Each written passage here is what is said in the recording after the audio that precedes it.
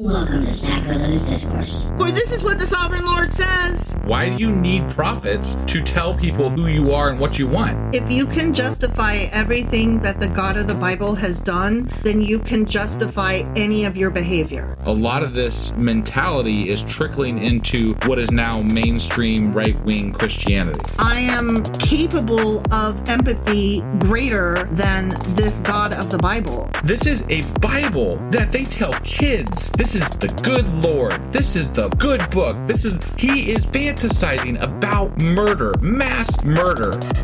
Head over to sacrilegiousdiscourse.com right now to find out how to leave us a review or support us on Patreon.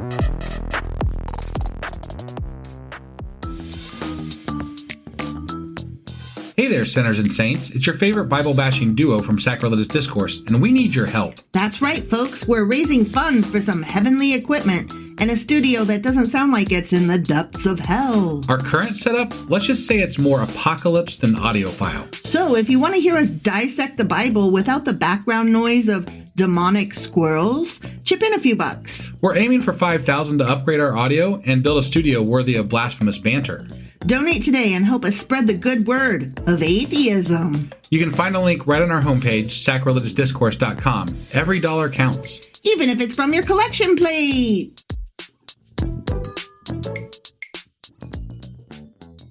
Husband! Wife! Are you ready to do a thing?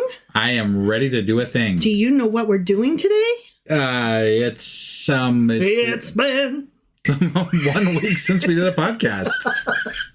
And I believe we're going to be kind of finishing up the Pentateuch with the recovering of the timelines and stuff. The Pentadouche. Yeah, sure. That's what you've been calling it. That's what I just started calling it this morning. Yeah. And it felt so good. And I was like, God damn it, wasted opportunity. Why haven't I been calling it this the whole fucking time? It stuck all the way till this evening. It did. When we did the podcast live on Discord, by the way, which you should be there. And the link's in the show notes. So go click on that link and join us on Discord because it's fucking fun. It is fucking fun. And you just have to wade through an hour of us talking about bullshit before you get to the actual podcast, or show up around 11. But if you wait till 11, you'd be missing out on an opportunity to join in with all of our friends on Discord who trash me for an hour. Yeah. Before we get into the actual content today. Yes. Wife and I have been discussing the future of our podcast. The future. And I know we have said a million different revisions to our timeline and our schedule as to what we're planning on doing. It's almost like we don't have our shit together, but we're earnest. We're trying so hard. But we do want to come up with something solid, and we think we finally have what we're going to do set-ish. It requires us planning ahead and working ahead. Right. So the way this probably is going to work, because we want to do Maccabees, we want to get into the New Testament sooner rather than later. And we want to read all these things without taking 10 years each. Yes. And the way it would work out, even if we read Maccabees on a once-a-week schedule, we'd be here for another year before we get into the New Testament, which we don't want to do. Right. We want to hit Matthew sooner than later. Yeah. So I said hit Matthew. So what we're planning on doing is we're going to record 3 episodes on one of my days off, and then those will be scheduled out for the next week to go out after they go live on Patreon that first week. So Patreon members will have access to 3 episodes that launch approximately a week before anybody else gets to hear them. And then we'll be doing those 3 episodes on the regular schedule, which will have, right now it'll be Maccabees, and then it'll transition into the New Testament after we get done with Maccabees. Our Tuesday lives on Discord will be specials-ish. They're going to be our ones that we're doing that are outside of the regular Bible reading. So that way, if you want to join us on the live, you're not required to be up to date on whatever it is we're covering. Not that that was ever a thing you needed to be current with to join in anyway, but maybe this will entice you to jump in and you won't feel like you should have listened to the previous week's chapter of whatever. Right. So that's the we're going to go back to a 4 episodes a week format, and patrons will finally have a benefit which we have not done up until this point. So we had the best of intentions. We mean well. It's really hard being podcasters, honestly, especially if it's not your full-time gig. Like, we don't have anybody helping us run the show. Right. It's just you and me. And it's not the easiest thing to keep up with, honestly. No, not when you have a full-time job and family obligations and things and stuff. But we're doing our best here. Yep. And we mean well. And we were doing our best when we had more than one episode going out per week. So we're going to try to get back on that kind of crazy schedule. Well, we want to finish the damn Bible at some point. So that's the goal. Before I die. Right, I mean, ideally, yes. I mean, I'm turning 50 in a few weeks, and you know what happens when you turn 50. Like, your arms and legs just fall off and then you die. Right, yeah, obviously. That's what I heard anyway. Is it? Yeah. Okay, well. I'll let you know when I'm on the other side. Hopefully we get done then. I'm older than you. Yeah. All right. So we're finishing up the recap of timelines on the Pentateuch today. The Pentadouche. That is correct. You ready to do this? I sure as fuck am. Let's do it. Okie dokie.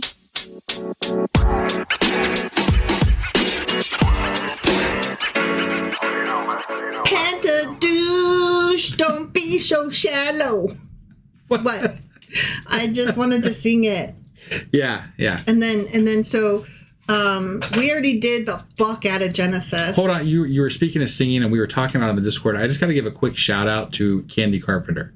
Yeah. For singing, because if you don't know who she is, you should. And you're an atheist or secular or anything, you should totally go check out Candy Carpenter's new album, because it goes hard. It's amazing. It's fantastic. You'll thank us later, I promise. Yeah. That's all. Thank you for stepping on my coattails, because now I'm sorry for stepping on your Pentadouche. They will know how much I can't sing even more, and that's just mean and hurtful. So anyway, we did the fuck out of Genesis. We spent like 3 weeks or something going back over the timeline, and now we're going to finish up the Pentadouche all in one day. Okay. All right. Yeah. Yeah. Because we want to get to fucking Maccabees. Yeah, I'm done with the Pentadouche. Okay, and I know I'm overdoing it now. I've said Pentadouche way too many times. You have. I know, and that's how I roll. It is. So we're doing Exodus, Leviticus, Numbers, and Deuteronomy. Okay. Yeah. Actually, no, we already did Exodus too. Yeah, we did. Yeah. So we're just doing 3. There you go. Leviticus, Numbers, and Deuteronomy. Did you? There was rules. They counted people, and then basically. Wait, what was the last one? Joshua. Wait, what? Oh, yeah, that's right. Yeah. And then he died. Right. And gave the shit to we're Joshua. done. Okay, see you next week. Right? Yeah. So, but let's recap Leviticus a little bit, okay? Yeah. It's also called "And He Called." And he called. He'll keep calling. I'll go. I was being Cameron from Ferris Bueller's Day Off. Oh, okay. Because Ferris is like bothering Cameron, and Cameron is like, he'll keep calling. I literally only know one quote from that movie, and you only know one quote ever. Bueller. You only know one quote. Like, that's the quote that you know for life. That's it. You know no other quotes. I know some other quotes. Really? Do you? Yeah. What's another quote that you know? It's not a tumor. Okay, that was pretty good. All right, so Leviticus is basically about the laws that are given at Sinai. Yeah. The end, right? Yeah. So twice. Well, once, but he broke the first fucking set. So, right. Yeah. Do you remember when this thing takes place? When this book takes place? A long fucking time ago? It takes place roughly 1 month following the completion of the tabernacle. Immediately after the tabernacle had been set up at the end of Exodus. Okay? Got it. So they built the tent and then they climbed a mountain. Yeah. Okay. I climbed a mountain and I turned around. Yeah. The landslide, you know. Yeah, I got it. Anyway, the setting is after Israel's escaped from Egypt, which happened in Exodus. Yeah. You know, they got out. Right. But before they resumed traveling through the wilderness. So they haven't done their little 40 years of wildernessy things yet. Okay. I never did really. So they were like chasing them out of Egypt, right? Because there was the whole Red Sea parting thing. Yeah. They were like, the thing I never really understood, because there was all those plagues and shit that, and then they were leaving, right? Yeah. It didn't feel like when they were leaving that they were like running away, but then all of a sudden there's people chasing them and they had to lose them in the Red Sea. Yeah. Like I missed that transition from where I must have, I forget. Because Pharaoh kept saying, yeah, I'll let you go. And then he was like, psych, I won't. And so he kept going back and forth. And so the last time, after all of those plagues, Pharaoh was like, yeah, totally get the fuck out. Take your plagues and go, bitch. And so Moses was like, message received, asshole. And so then they were like marching out. And then Pharaoh was like, for the 500th time, just kidding. And so then he came after them again. But it might have taken them a little while to get the forces together because they just had all their firstborns killed. Right, so exactly. Yeah. Okay. Yeah, so that's where Moses is like, oh, fuck me. Now I got to split the Red Sea. God damn it. Yeah. It didn't make sense to me, really. Well, that's because Pharaoh kept going back and forth. You could never tell how he felt on any given day. It's also because none of it actually happened. But, I mean, that's a whole other story. Exactly. Actually, no, it's the same story, but it's just... Right. Yeah. So after they get out of Egypt, they do their little exodus and they cross the Red Sea, what the fuck ever, and then they get to the mountain, okay? Right. Mount Sinai. Yeah. And so that's where this book starts. Okay. Right after they got there. Okay. Yep. It covers a very short time frame. It's roughly a month during Israel's stay at Sinai. The whole book takes place in about a month. Okay. Between the end of Exodus and the beginning of Numbers. Got it. Okay. So this whole book is just a month. Okay. That's weird because some of the other books are way longer. Wait a second. Yeah. Didn't he spend like 40 days on top of Mount Sinai? Yeah. Twice? Just hear me out. Just hear me out. Okay. All right. The events take place entirely at the foot of Mount Sinai. Okay. Hear me out. Okay, I'm hearing. Unlike the other books, Leviticus does not move the timeline forward much at all. Okay, sure. And the content focuses on morals, laws, rituals, sacrifices, purity, instructions. Remember, this is all the rules and numbers and all of that. Okay. The festivals, holiness codes. This is laws and codes. Yeah. Okay. Yeah. Leviticus is basically an instruction manual for how the Israelites were supposed to worship, live, and stay ritually clean while God was dwelling among them in the tabernacle. Okay. Just hear me out. Okay? I'm that's what I'm doing. You just look so confused. So I'm just like, just hang tight. Don't ask your questions yet. But you said the whole thing happened at the foot of Mount Sinai, but I'm like, he went to the top of it. Don't ask your questions yet. Okay. Okay? Yeah. Hold your questions for the end. Sure. Okay? This book is about how to live ethically and ritually as God's people. And it answers the question, how can a holy God live among an imperfect people? Now, to me, the answer is there is no holy God because this God is a little douchebag and he lives in a temple or a tabernacle, a little tent pipe. And because, he's a column of smoke sometimes and he's a whirlwind sometimes. Like, what the fuck ever. Sure. Yeah. Speaking of holy, though, the word holy appears over 150 times just in this fucking little book. Holy shit. Yeah. Just in Leviticus, okay? Yeah. Many ancient Jewish children begin today their Torah studies with Leviticus to learn holiness. Okay. Crazy, right? I mean, yeah. And it's always been like that, I guess. Whatever. I don't know. Okay. Leviticus isn't story-driven, so things don't happen. This is just about rules and laws and rituals. Right. Okay? Right. There are very few characters in this book. The main ones are God. Most of the book is God speaking directly, making it one of the most speech-heavy books in the Bible. And he's giving the laws and the instructions. Right. Okay. Another character is Moses, who acts as the mediator between God and the people. So if God is giving the laws, Moses is receiving and relaying the laws. So their relationship is giving and receiving. And that's just funny to me because God's giving it and Moses is receiving it. Oh, yeah, he is. Okay, another character, of course, is Aaron, who is Moses' brother. Yeah. And he's also the first high priest. Mm-hmm. He's not just the first high priest, he's the first of all the high priests. Okay. Like, he's the very first one they're like, hey, let's make somebody a high priest. That sounds like a really cool position. Just as opposed to a regular priest. Well, his sons become part of the priestly line. Got it. So they're like, let's have some priests. And who's going to be the boss of those priests? We'll call him the high priest.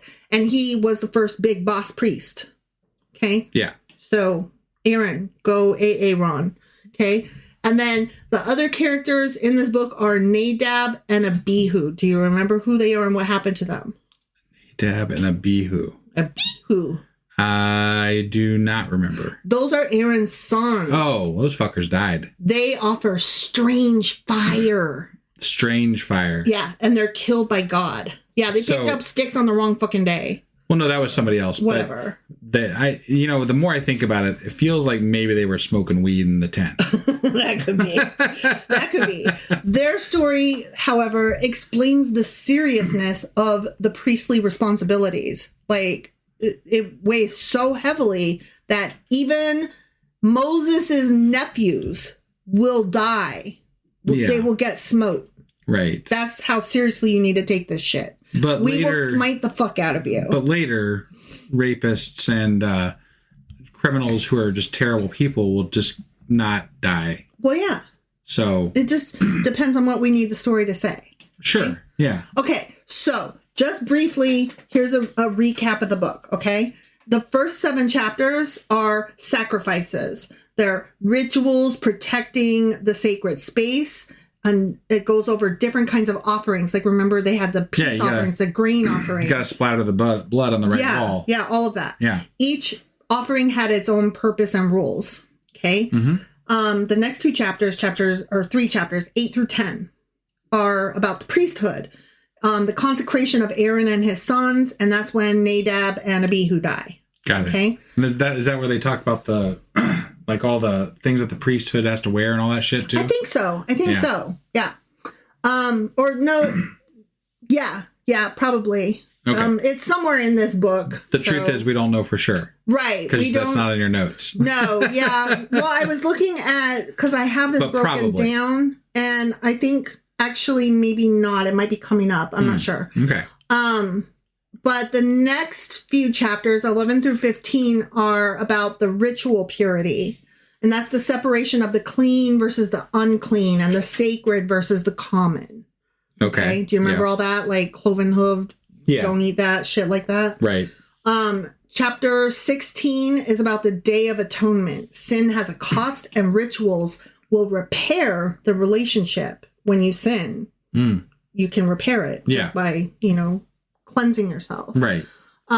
They have a major yearly ritual for national forgiveness. That's the goat thing where they send it into the woods, right? And it includes the famous scapegoat. Yeah. That is correct. Yeah, and that is where that term literally comes from. Right. The scapegoat. Yeah. We were very excited to find out about that. Yeah, because I love word history. And just to think that it's national forgiveness. Right. Like, you're responsible for your individual. You have to do all of these rituals to keep yourself individually clean and forgiven. Right. But then nationally, just for anybody who has missed it, they have one. And that all the sin goes into the goat. And that's why movies and stories depict goats as evil creatures, because it collectively has all of the sins in it. So why don't we think of Jesus as an evil creature? Because he was basically like the goat, only with sans horns. Because he's innocent. The goat wasn't innocent? I don't know how it works, because I'm not God or Christian. Horrible goats. Goddamn goats. I'm none of the above, so I don't get it. But the next several chapters, 17 through 26, are about the holiness code. And I'm wondering if maybe the dress falls under here. Like how they dress with all the pomegranates and whatnot, and the thumbing and the Pumin or whatever the fuck they're called. Right, yeah. Thuman and Pumin. I don't know what the fuck they're called. But it's basically their medicine bags and their like chest cover things. Yeah, it was something they wore. Their priestly their attire. Their garments, yeah. We did like a whole episode, I think, we talked a lot about we them. did. I can't remember the Thummim, I think, was definitely one of them. I can't remember. Oh, it was, yeah. The Holiness Code talks a lot about caring for the poor and the vulnerable. And so they go over the rules for how Israel should live.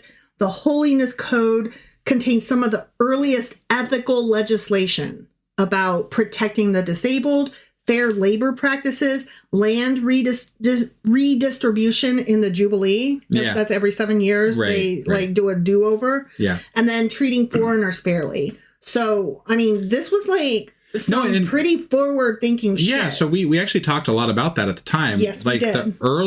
the Pentateuch, especially, with regard to how it treated, how they created rules for some of the less fortunate, was pretty progressive for, comparatively speaking. It was right? early socialism, kind of. But, I mean, that's not to say that, the God wasn't shitty. The God was murdery and, but shitty. They collectively decided as a people to care for each other, even the most downtrodden among them. It reminds me a lot of American politics because you start out with this like wonderful idea of what things should be. And then the people, say priests or politicians, or both in some cases, start gaining more power. And then it starts swaying towards more, those people have the power versus the poor. Yeah. And the less fortunate. Yeah. So. Yeah. As if the poor and misfortunate ever had any power. Like, they're poor and unfortunate. All we're doing is agreeing that we should help take care of each other. Right. They never had the power. The people in power always had the power. They just decided it wasn't fucking enough. He-Man has the power. He does. And he also has a girlfriend who's an eagle. The sorceress. Yeah. Because they fuck. And he's a boob. You boob. Leviticus chapter 19 contains the famous line, love your neighbor as yourself. Yeah. And a lot of progressive Christians who are not MAGA quote that at their MAGA brethren saying, y'all are doing Christianity wrong. Yeah, it's just that, you can find as many things to quote in the Bible that would lend itself to shittiness too. So, I mean, really, you can take the Bible to say whatever the fuck you want. No, you can. You can. And I'm not trying to defend Christianity as a whole.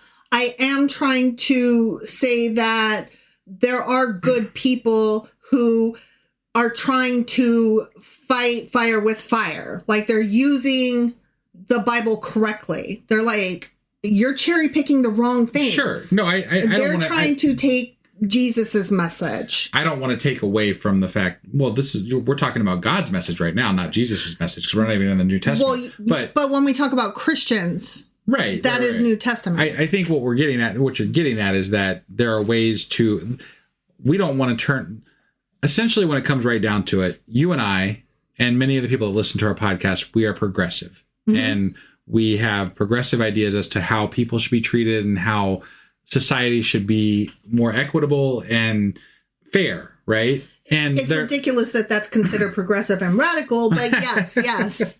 But there are certain aspects in some portions of the Bible that agree with that, and there are some portions that can be interpreted otherwise. And it's not to say that either one is wrong, other than the fact that there is no God and whatever. But it's just to say that there are different factions, and definitely I'm going to agree with the more progressive faction of Christianity than I am with the more conservative faction that seems to want to treat human beings as pawns and commodities. So, Well, the thing is the whole thing is full of bullshit. So if you're going to cherry pick, why would you on purpose cherry pick the Nazi side, the bad guy side, the losing side? Do you really want an answer to that? No. It's quite rhetorical. I understand why they're choosing it.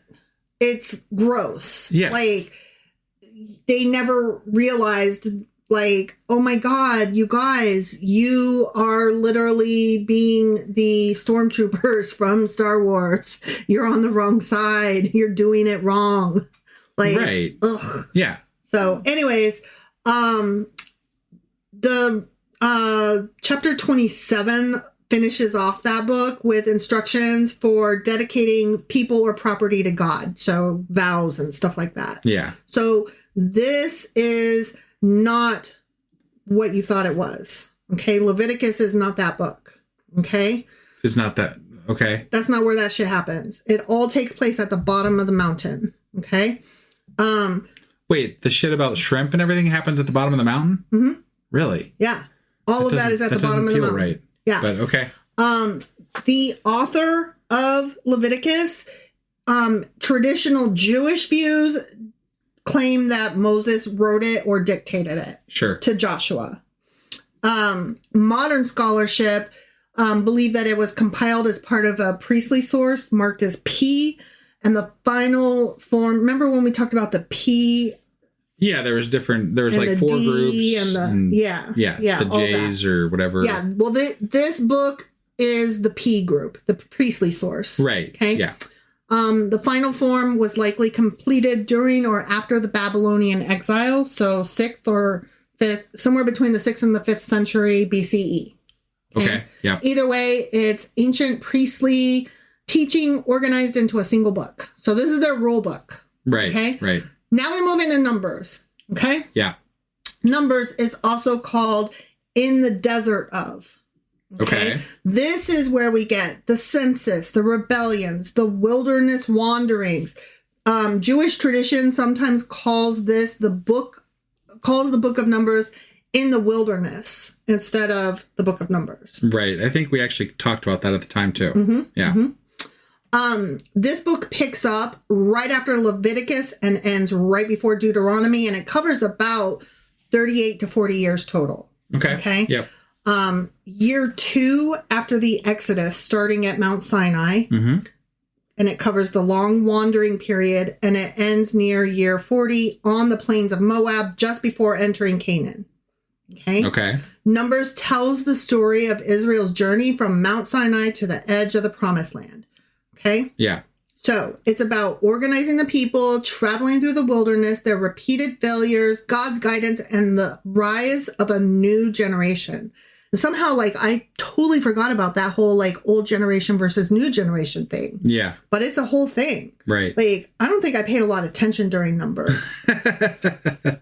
The name Numbers comes from the fact that they did 2 censuses. Yes. Okay. One at the beginning and one near the end. Both of which I don't think God liked. God did not like either of those. Yeah. He is not pleased. Right. So the main characters in this book are God. He guides, judges, and provides info and shit like that. Yeah. And birds and whatever. Right. Throws birds and manna at him. Yeah. Moses, who is the main leader and mediator. Right. Aaron, Moses' brother, the high priest, until his death in chapter 20.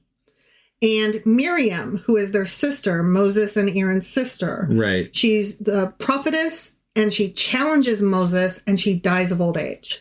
But you forget that she was never allowed to speak after that. And because she had leprosy, but God was cured of it. Fucked her over. Yeah. So he tried to fuck her over. The people were pretty upset about that. So he took her leprosy back, but he did make her keep her silence. Yeah. Yeah. So, because women should be quiet.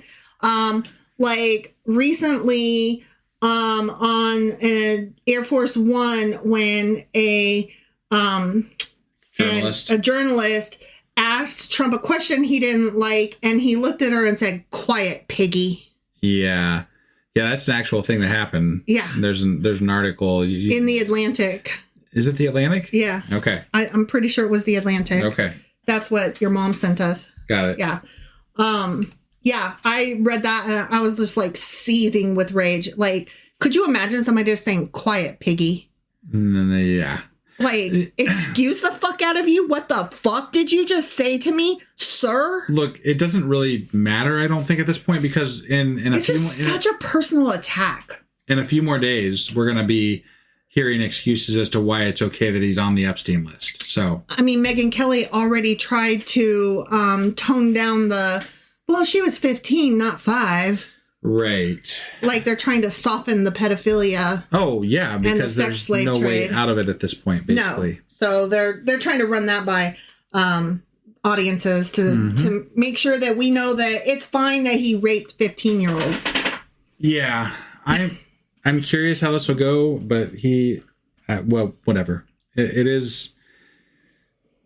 It's a thing we are dealing with, and it's a thing that's there. So what else can we say about it, I guess? It's not a good day for America. It's not a good couple of years. No. Yeah. So, the characters were God, Moses, Aaron, Miriam, and there's some other ones I'm going to name here in a minute, but those are of the old generation. They die off gradually, but those are the only ones that are named of the old generation. Okay. That's crazy to me. Like, I didn't catch that the first time through. Yeah. Okay. Other characters who are not of the old generation include Joshua and Caleb. They are 2 faithful spies who later lead the new generation. Okay. Balak, the Moabite Balak. king who tries to curse Israel. Right. Balaam, the foreign prophet hired to curse Israel, but ends up blessing them. And his talking donkey appears here. Yeah, one of the Bible's only talking animals besides the serpent. Wait, who did you say that was? Balaam. Okay, and his talking ass. Okay, right. Yeah, my ass always be talking. And finally, the characters Korah, Dathan, or Dathan, whatever, and Abiram. They are leaders of a rebellion against Moses and Aaron. Yeah, that didn't go over so well either. It did not. Yeah. It did not. Okay, so here is a brief summary of the book of Numbers. Okay? Yeah. There's, in chapters 1 through 10, we get the first census and camp organization. Okay, it begins 1 year after the Exodus. We're still at Mount Sinai. The first of 2 national censuses takes place, and 12 tribes are counted. Okay, The Levites are assigned to priestly roles. The camp is arranged around the tabernacle, and Israel departs Sinai after about a year there in its initial march toward Canaan. Okay, so they're ready to go. Yeah. Okay. Then in chapters 11 through 20, we get complaints and rebellions because they were like, but I'm late tired. And they're like, but I'm fucking hungry and this manna sucks. Right. Yeah. So major failures. They complain about food. And then Miriam and Aaron criticize Moses, but only Miriam gets punished. Yeah. Which is also some bullshit. Aaron did lose his sons. He had that already. I mean, granted, that was fire, but yeah. Yeah. 12 spies are sent into Canaan. Remember? And they came back and they were like, these people are fucking huge. This is not going to go well, but God said we can do it, right? Sure, yeah. But the people refused to enter the land. So their rebellion at Kadesh Barnea leads to God's decree that this generation will wander for 40 years and die in the wilderness. He's like, fine, you don't have to go. Fuck you, though. Yeah, and that explains why they didn't make the, 5-day walk? Right. Yeah. Exactly. So Korah's rebellion leads to a dramatic punishment. Yeah. Wherein, several thousand die or whatever. Right. Yeah. Ridiculous, like over the fucking top. Yeah. Yeah. Like there was like earthquakes and fire, and was that the same time there were snakes? No, that's coming up though. Oh, okay. That's coming up. All right. Okay. Moses's big mistake at Meribah, he got really fucking frustrated and he struck a rock. And that led to his disqualification from entering the promised land. Because that rock might have been Jesus. I guess. That's what I hear. Somebody said that it might have been Jesus. Okay. I don't know. I heard that once. I didn't know that rocks could be Jesus. I didn't either, but... Now I'm going to start hitting all the rocks. Hitting the rocks. That's the name of my next band. All right. So then the next chapters, 21 through 36, are about the new generation and the journey north because Miriam and Aaron are dead. Okay. Yeah. So focus shifts to the new generation preparing to enter Canaan. This is where we get the serpent plague and the bronze serpent. And the bronze serpent becomes important later. Do you remember why? Not Not exactly. King Hezekiah destroys it because people start worshiping it. Oh. Yeah. Okay. Yeah. All right. So, because it's a magic They did love wand. their idols back then. They really did. You know? Yeah. There are battles against Sihon and Og. Love me some Og. Yeah. Og of Bashan. Yeah. 2 major Transjordan kings. We win both of those. Yay! Go team, right? Yeah. The Balaam cycle happens with the oracles and the blessings and the messianic sounding language, and it's like nuts. And it was so boring to read, but the story was exciting. Like, I remember having very conflicted feelings. Yeah. Yeah. Israel camps in Moab, east of the Jordan. And then the second of 2 national censuses happens. Yeah. The land is assigned to tribes who want to settle east of the River Jordan. So that's where Reuben, Gad, and half of Manasseh stay. Yeah. Manasseh. Right. And then they start prepping for entering the land of Canaan. Okay. Right. Yeah. So who is the author? Do we know? Moses wrote it. Of course he did. Yeah, no, obviously. he didn't. But that's the traditional view, though. Right. Of course. Yeah. Or that, it was transcribed by Joshua from Moses. Modern scholarship believes that it was compiled from multiple sources. The priestly sources, that's the P, or the Yahwists, which is the J source, and the Elohist, Elohim guys. Yeah. Those are the E sources. Right. Okay. Yeah. Final editing was likely completed during or after the Babylonian exile. Got it. So they were still stapling this together. Right. Way later. Yeah. Okay. Again, regardless, it preserves very old wilderness tradition. Okay. Sure. Yep. So then we get into Deuteronomy. And this is the last book of the Pentadouche. Okay. Yeah. The word Deuteronomy means second law, not a new law, but a review and renewal of the covenant. Okay. Okay. All right. So that's what this book is about. Was there a lot of holding each other's balls in this book? Is that the one? That sounds right. Okay. I'm not going to say yes or no because I don't know. I could be wrong about that, but I feel like this is where they held each other's balls a lot. Probably. Okay. Deuteronomy's style is preachy, emotional, and rhetorical, unlike the legal tone of Leviticus. Yeah. So they probably were holding each other's balls Right. here. Yeah. Yeah. Putting their hands against each other's thighs. Yeah. Yeah. That's Yeah. the polite way of saying they were cupping their balls. Cut my balls. Mm-hmm. Yeah. Because and the defense of this is that it's just our weird social taboos of today that think that there's anything weird about that, because it was a way of showing trust, since your balls are the most sensitive part of your body. Yeah. You're literally entrusting yourself to people when you are allowing them to hold the most sensitive part of you. Right. And so today we'd say, I swear on my mother's grave. Back then they would say, I swear on these fucking sensitive ball sacks. Yeah, it was like a pinky promise, but way more sexually, Right. Well, the thing is, we're laughing, but it wasn't sexual. I know. I mean, in today's standards. Yeah. Right. I'm trying to look at this through a blah blah blah scholarly. It's still. They were still holding each other's balls. Right. It's funny. It is funny, regardless of how it was perceived back then. Yeah. It's still nothing that would ever happen today. Right. Okay. Because no. You do not want. But people... this is the shit that Christians would probably deny, full on, most of them, your average Christian, right? Mm. Because they don't want this perception of weirdness from their Bible. I honestly do not know, because I literally had a talk with my parents about this. Yeah. And they were aware.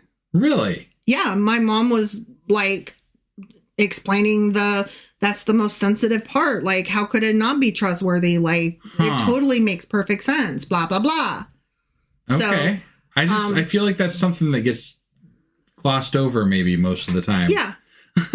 Yeah. I'm not saying that all average Christians know it, but I would say that it's a far stretch to say that is true, that most Christians don't. Right. I honestly have no idea what most Christians do or don't know. Not being a Christian, I don't have a good reference for that. So. Right, exactly. I would be curious, like, is this common knowledge among Christians? Right.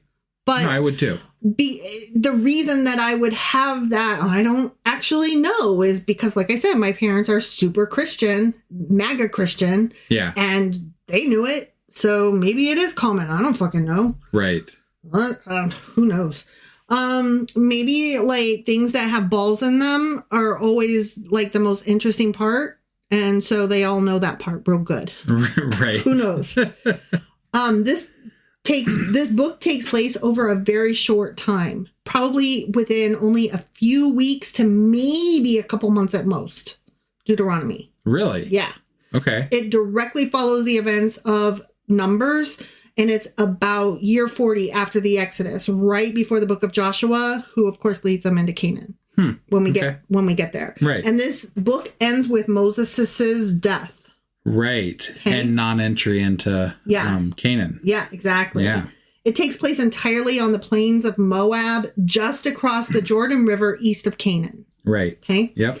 Deuteronomy is essentially Moses' farewell speeches to the new generation of Israelites, reviewing Israel's history and reiterating the law right before they enter the promised land and he dies. Sure. Okay. Yeah. It retells and reinterprets earlier laws.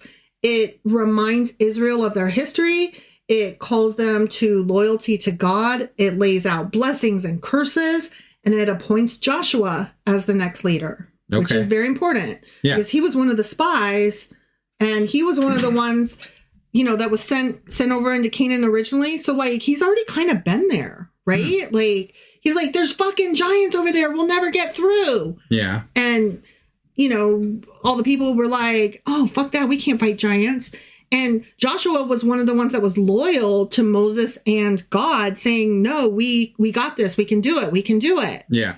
And that's why he gets chosen as the new generation, because as the leader of the new generation. He trusted. Yeah. He proved himself. Right. As like the guy, as God, he's God's guy. He's Moses' guy. He's got this. Yeah. So it's very interesting that like Moses didn't have any kids or whatever. Or if he did, they weren't very important. Right. They don't get a mention. Yeah. And Aaron's sons, they're over there busy being priests, except for the two that got smited.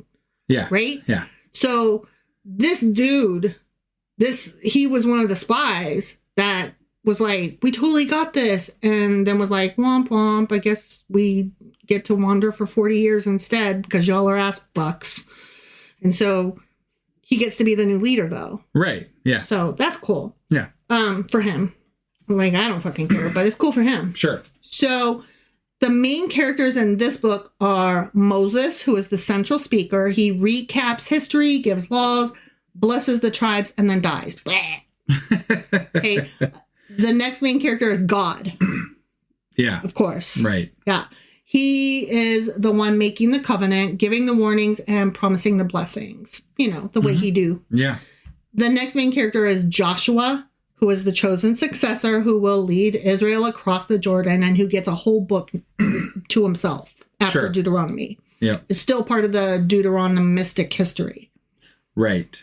Right. Which I'm so excited that I said that correctly. Yeah. Wasn't the next like 3 books were Joshua, still part Judges, of, Ruth. Yeah. They were still part of that whole Deuteronomistic history. Right. Yeah. Also the name of a Love It album, was it? Yes. Yes. Joshua, Judges, Ruth. Yep. Yeah. The last character is the Israelites themselves, like the whole group, specifically the new generation, those born during the wilderness years. Yeah. Okay. In summary, we get chapters 1 through 4, and that's Moses's first speech. Okay. He gives this whole fucking history lesson. He recaps all the events from Sinai to the wilderness to Moab, and he warns against idolatry. Because remember, he did not like that. Yeah, they railed like against that. those idols the entire Old Testament. Not cool. Yeah. They never went away. Nope. They literally did not. Even though they said they did multiple times. Right. They didn't. Right. Next comes chapters 5 through 28. And that's where we get his second speech, which are about laws. And these include the 10 Commandments repeated. And we get the centralization of worship, the place God will choose. We get justice and care for the poor and tithes. We talk about festivals, kingship guidelines, prophets and priests, clean and unclean food, and then we do blessings and curses. Yeah. Okay, Moses got so much to say. Right. Okay. Then we got his third speech. Like, Jesus, dude, just die already. Okay, this is chapters 29 through 30, and he goes over the covenant renewal. We get punishments for disobedience and promises that God will restore them if they repent. And this is where we get that line, choose life. I don't know if you recall that, but that was like a big deal. Sure. Okay. Final act of Moses, chapters 31 through 34. He commissions Joshua as the new leader. He writes down the law. We get the Song of Moses that I tried to sing. You remember? Unfortunately, yes. Yeah. He blesses the tribes, and then he dies on Mount Nebo in view of the promised land. God buries him, and the death of Moses is told in a very unique, solemn way. Like, woo, no one knows his burial place. Right. Woo. But that doesn't stop people from theorizing. Sure. Who's the author? Moses. Of course. Yeah. He wrote the speeches and the laws. Right. And then Joshua or the scribes added the ending about Moses' death. Afterwards. See, now I feel like he still wrote it because he already knew. Yeah. Well, He's like, fuck it. He was still alive. Yeah. He's like, I'm dead alive. He's like writing it right up until the moment of his death. He's like, and then I went. Yeah. But for realsies, though, many scholars think King Josiah's Book of the Law, which is 2 Kings chapter 20, is referenced in 2 Kings chapter 22. Yeah. Was an early form of Deuteronomy. Huh. Yeah. Modern scholarship believes that Deuteronomy is the core of the Deuteronomistic tradition, which also shaped all the books between Josiah and Kings. Okay. Which is the Deuteronomistic history. Yeah. Which is Joshua judges Ruth, basically. Mm-hmm. Mm-hmm. Okay. It was likely written and or compiled in stages with major editing during King Josiah's reforms. So we're talking like 7th century BCE. Yep. And finalized during or after the Babylonian exile, which just kills me. Like, the Babylonian exile is when the entire fucking Old Testament was still getting stapled together. Yeah. Like, all of the different books. No, if it wasn't for the fucking Babylonian exile, we might not have Christianity. Right? You know? Exactly. Fuckers. Like, basically, the Babylonians fucked all of mankind for perpetuity when they sent these people into exile and caused them to want so desperately to remain a people. Yeah. That's crazy. Yeah. So either way, it's presented as Moses' last words to Israel, and Deuteronomy heavily influences later biblical books like Joshua, Samuel, and Kings. And then in the New Testament, Jesus quotes Deuteronomy more than any other book of the Old Testament during the temptation narratives. Okay. Which, from what I understand, he's like being tempted by Satan. I mean, that's what I would assume. He's like, no, stop it. When he's out in like the wilderness or whatever. Because Jesus does his own wilderness walk. Got it. I think. Yeah. As they do. As they do. Yeah. Yeah. Just wander around. You know, everybody got to be wandering around for 40 years or whatever. Yeah. Or at least a week. It's a thing. Was that all you got? That's the Pentadouche. That's the Pentateuch. Okay. And we're done. We're done. Mm-hmm. Which means that probably the next time, the next time that everybody hears an episode, it'll still be whatever we're doing on our Tuesday live. Mm-hmm. But shortly following that, there will be an intro to Maccabees. And maybe more episodes coming up after that shortly too, because we're going to be scheduling them out at that point. And the episode, the pre-recorded episode for the next one following the intro to Maccabees will be Maccabees chapter 1. Right. And I'm sorry, I'm saying Maccabees, but I should be more specific. It's First Maccabees. First Maccabees. So we'll do an intro to First Maccabees and then First Maccabees chapter 1. Okay. Those are the next couple episodes. Our next live, if you don't mind, I would like to, as much as possible, do a quick, like what I just did tonight. Yeah. Of more of the Old Testament. Yeah, sure. Because I still want to do that. No, I got you. That's fine. And I'll try to keep it brief. Like, I just covered 3 books today. Yeah. So. No, that's great. Okay. So we're going to move on into Maccabees and continue with this on our lives. Mm-hmm. So that's what we'll be doing coming up. And that's all we got. And I'll probably be calling Maccabees things like macaroni and macadoodle-doo and we wouldn't expect anything less. Whatever else I can think of, right. Because I cannot possibly take any of this seriously. Yeah. Especially given the politics of today, where we are. I'm just fucking done pretending that I have any politeness left for it. Yeah. And I guess at me, bro. All right. Thank you, everybody, for joining us today, and we will see you again next week. All righty. Bye. Bye.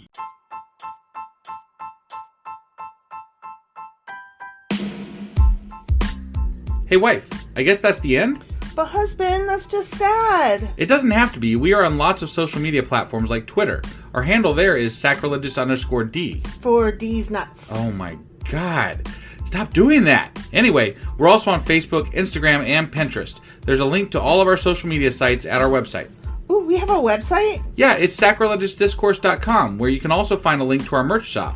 We have a merch shop? Yep, we have podcast-themed clothing, mugs, notebooks, and more, as well as an atheist and science-themed products.